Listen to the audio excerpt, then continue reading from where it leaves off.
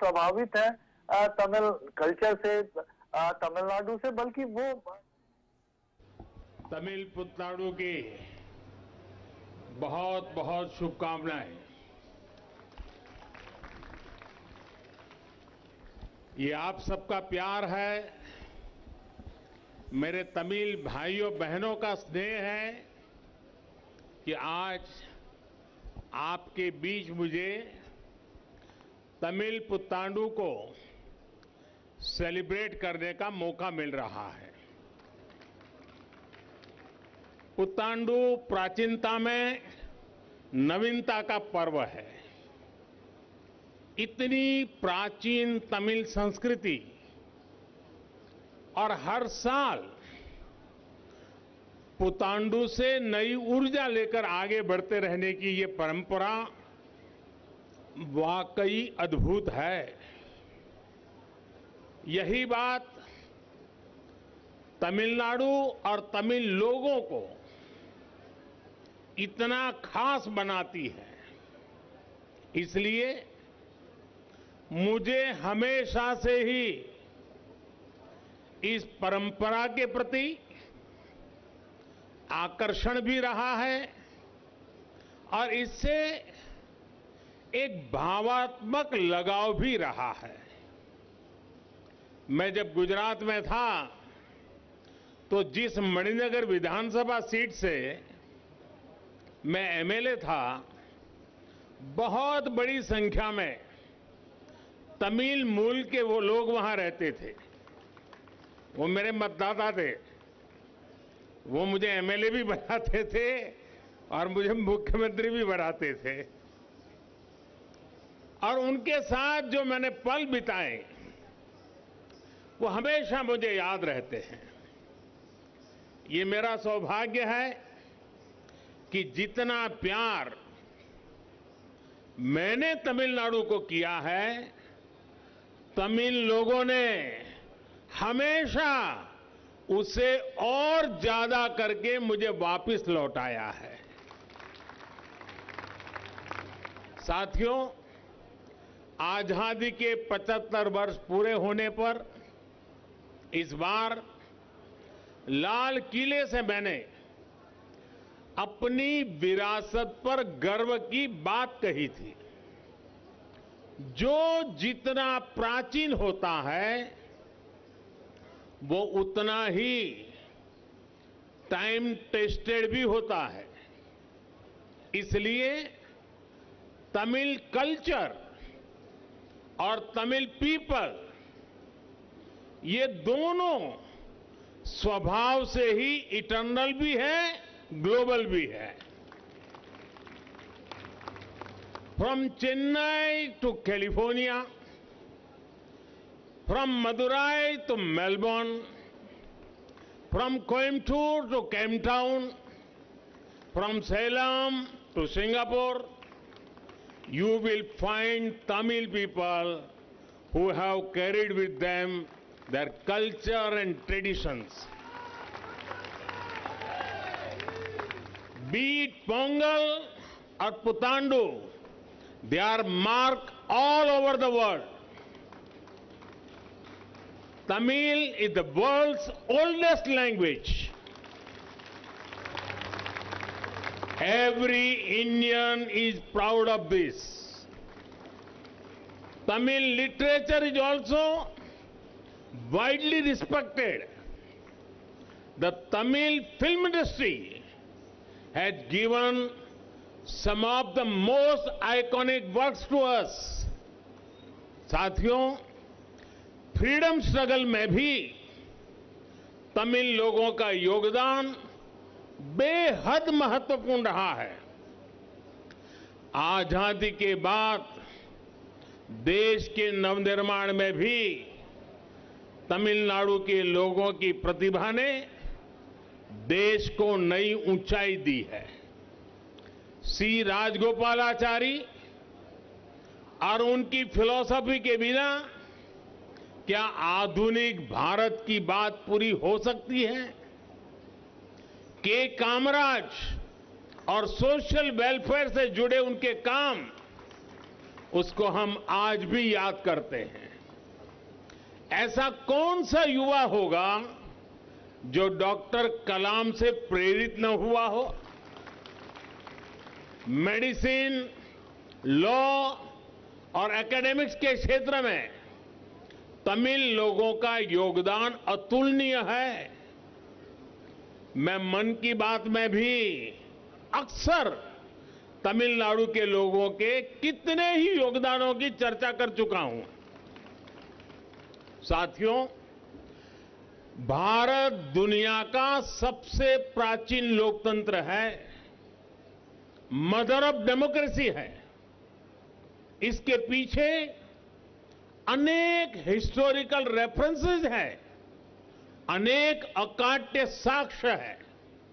इनमें से एक अहम रेफरेंस तमिलनाडु का भी है। तमिलनाडु में उत्तिरमेरूर नाम की जगह बहुत विशेष है। यहां 1100 से 1200 साल पहले के एक शिलालेख के उसमें भारत के डेमोक्रेटिक वैल्यूज की बहुत सारी बातें लिखी हुई हैं, आप भी पढ़ सकते हैं।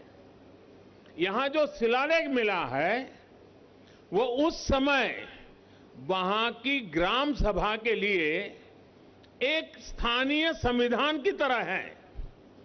इसमें बताया गया है कि असेंबली कैसे चलनी चाहिए, सदस्यों का क्वालिफिकेशन क्या होना चाहिए, सदस्यों को चुनने की प्रक्रिया क्या होनी चाहिए। इतना ही नहीं, उस युग में भी उन्होंने तय किया है कि डिस्क्वालिफिकेशन कैसे होता है। सैकड़ों साल पहले की उस व्यवस्था में लोकतंत्र का बहुत बारीकियों के साथ विवरण मिलता है। साथियों, तमिल संस्कृति में ऐसा बहुत कुछ है जिसने एक राष्ट्र के रूप में भारत को गढ़ा है, आकार दिया है। जैसे हमारे चेन्नई से 70 किलोमीटर दूर, 70 किलोमीटर दूरी पर कांचीपुरम के पास तिरुमुक्कुडल में वेंकटेश पेरुमाल मंदिर है। चोल साम्राज्य के दौरान बना ये मंदिर भी करीब करीब 1100 साल पुराना है। इस मंदिर में ग्रेनाइट पत्थरों पर लिखा है कि कैसे उस समय वहां 15 बेड का हॉस्पिटल मौजूद था। 1100 साल पुराने पत्थरों पर जो इंस्क्रिप्शन है उनमें मेडिकल प्रोसीड्यूर्स के बारे में लिखा है, डॉक्टरों को मिलने वाली सैलरी के बारे में लिखा है, हर्बल ड्रग्स के बारे में लिखा हुआ है। 1100 साल पुराना हेल्थ केयर से जुड़े ये शिलालेख तमिलनाडु की भारत की बहुत बड़ी विरासत है। साथियों, मुझे याद है कुछ समय पहले जब मैं चेस ओलंपियाड के उद्घाटन के लिए तमिलनाडु गया था, वहां मैंने तिरुवारूर जिले के प्राचीन शिव मंदिर का जिक्र किया था। यह बहुत प्राचीन चतुरंग वल्लभनाथर मंदिर चेस के खेल से जुड़ा हुआ है। ऐसे ही चोल साम्राज्य के दौरान तमिलनाडु से अन्य देशों तक व्यापार होने के कितने ही उल्लेख मिलते हैं। भाइयों और बहनों, एक देश के रूप में ये हमारी जिम्मेदारी थी कि हम इस विरासत को आगे बढ़ाते, गर्व के साथ इसे दुनिया के सामने रखते। लेकिन पहले क्या हुआ आप जानते हैं। अब आप सबने ये सेवा करने का सौभाग्य मुझे दिया है। मुझे याद है जब मैंने यूनाइटेड नेशंस में तमिल भाषा में तमिल से कोट किया था, तब देश और दुनिया के कई लोगों ने मुझे मैसेज करके खुशी जताई थी। मुझे जाफना जाने का अवसर मिला था श्रीलंका में। जाफना जाने वाला मैं भारत का पहला प्रधानमंत्री था। श्रीलंका में तमिल कम्युनिटी के वेलफेयर के लिए वहां के लोग लंबे समय से मदद का इंतजार कर रहे थे। हमारी सरकार ने उनके लिए भी कई काम किए। तमिल लोगों को घर बनाकर दिए। जब वहां गृह प्रवेश का समारोह हो रहा था तब एक बड़ा ही दिलचस्प आयोजन भी हुआ था। जैसे तमिल परंपरा है, गृह प्रवेश से पहले घर के बाहर लकड़ी पर दूध उबालने का एक कार्यक्रम होता है। मैंने उसमें भी हिस्सा लिया था और मुझे याद है जब वो वीडियो तमिलनाडु में देखा गया, इतना मेरे प्रति प्यार बरसाया गया। डगर डगर पर आप अनुभव करेंगे कि तमिल लोगों के साथ, तमिलनाडु के साथ मेरा मन कितना जुड़ा हुआ है। तमिल लोगों की निरंतर सेवा करने का ये भाव मुझे नई ऊर्जा देता है। साथियों, आप सभी को जानकारी है कि हाल ही संपन्न हुआ काशी तमिल संगमम कितना सफल रहा। इस कार्यक्रम में हमने प्राचीनता, नवीनता और विविधता को एक साथ सेलिब्रेट किया। इन आयोजनों में तमिल साहित्य के सामर्थ्य के भी दर्शन हुए हैं। काशी में तमिल संगमम के दौरान कुछ ही समय में हजारों रुपये की तमिल भाषा की पुस्तकें बिक्री हुई थी। तमिल सिखाने वाली पुस्तकों के लिए भी वहां जबरदस्त क्रेज था। हिंदी भाषी क्षेत्र में, और वो भी आज डिजिटल युग, ऑनलाइन की दुनिया, ऐसे समय काशी में हिंदी भाषी लोग तमिल किताबों को इस तरह पसंद किया जाना, हजारों रुपये की तमिल की किताबें खरीदना, ये हमारे देश के सांस्कृतिक कनेक्ट की सबसे बड़ी ताकत है। दोस्तों, मैं मानता हूं तमिल लोगों के बिना काशी वासियों का जीवन अधूरा है। और मैं काशीवासी हो गया हूं। और काशी के बिना तमिल के लोगों का जीवन भी अधूरा है। ये आत्मीयता जब कोई तमिलनाडु से काशी आता है तो सहज ही दिखाई देती है। काशी का सांसद होने के नाते ये मेरे लिए और भी गर्व की बात है। मैंने देखा है कि काशी में जो नौका चलाने वाले लोग हैं, शायद ही कोई ऐसा नौका चलाने वाला मिलेगा जिसको तमिल के 50-100 वाक्य बोलना ना आता हो। इतना वहां पर मेलजोल है। ये भी हम सभी का सौभाग्य है कि बनारस हिंदू यूनिवर्सिटी में सुब्रमण्यम भारती जी के नाम पर एक चेयर की स्थापना की गई है। सुब्रमण्यम भारती जी ने काफी समय काशी में बिताया था, काफी कुछ वहां से सीखा था।